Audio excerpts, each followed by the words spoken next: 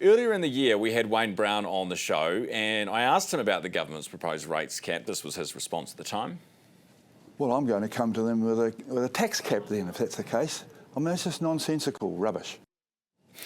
So at around the same time yesterday that Luxon was announcing the rates cap, Wayno was announcing an average 7.9% increase for Auckland. Mixed messages, potentially. Daniel Newman is an Auckland Councillor with us this morning. Daniel, good morning. Good morning. It's great to see you, Daniel, but I do wonder why we're not talking to the Mayor himself. What are you doing here? Where's Wayne? I'm here because I'm excited to talk to you. I'm sorry that others are not, but we'll battle on. Is it because it's his proposal, isn't it, at this point? You guys haven't voted on this, Daniel?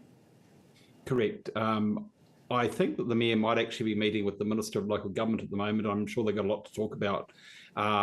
So you've got me this morning and I'm pleased to be here. No, don't worry. I'm pleased to have you too, Daniel. I just wanted to get that on the record that Wayne wasn't. Close to 8%. That's going to be hard for ratepayers to stomach. Is this mostly, as the Mayor indicated a couple of months ago, because of the CRL?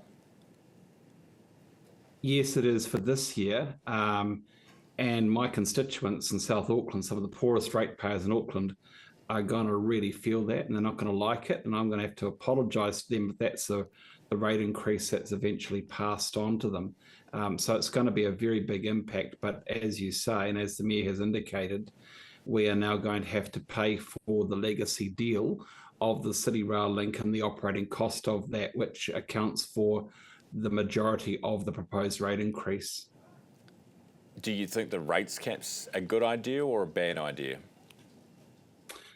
Look, I think that there is merit in trying to squeeze the increase down as low as possible. And certainly I will be one of the councillors who's looking for the savings that are going to be necessary to ensure that we don't see a blowout in the cost. But it is getting now to the point where communities are going to feel the savings in terms of the inconvenience to services that they would otherwise expect. Case in point, whether we can afford to continue to run the ferry services across Auckland Harbour, the Waitemata Harbour. The Minister of Local Government is also the MP for North Shore. The ferry services to and from his electorate, they are very expensive. Whether we can afford them is a different matter. So let's have that debate. You would be open to cutting them? Well, I'm open to complying with what the government has set down as per the announcement yesterday. So we're going to have to look for savings, aren't we?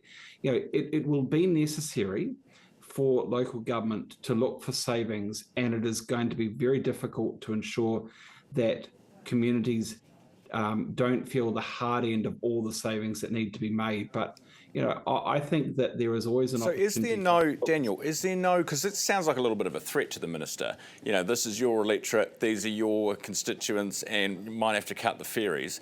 Is there no more fat that can be trimmed? I mean, how many staff has the council got? Can we not fire some people? Can we not cut some?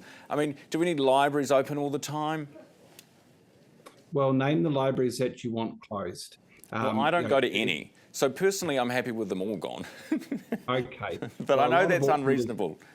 A lot of Aucklanders in my ward and other wards go to libraries, and we're going to have to look at all of the services and say, do we really want them? And we do have to look at everything, because that's what we're going to have to do if you want to try and hold down the cost of local government to the levels as envisaged. I think that there's always an opportunity for us to look for savings, and we do. Right. And I reflect on some of the things that I have voted for in the past. Maybe we shouldn't have. Like what? But, I think some of the transport investment, you could say that, did we need every cycleway that we've ever invested in? That, for example, I think that that's a fair discussion to have.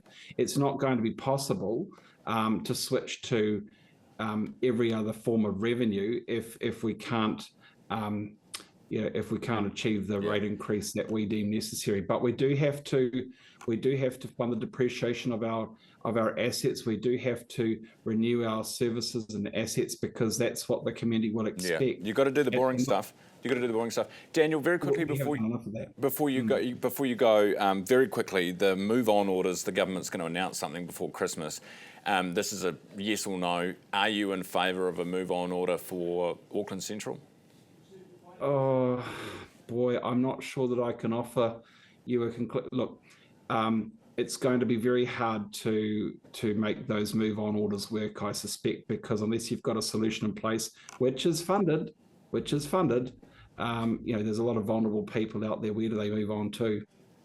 All right. Daniel, appreciate your time this morning. Daniel Newman, Auckland Councillor.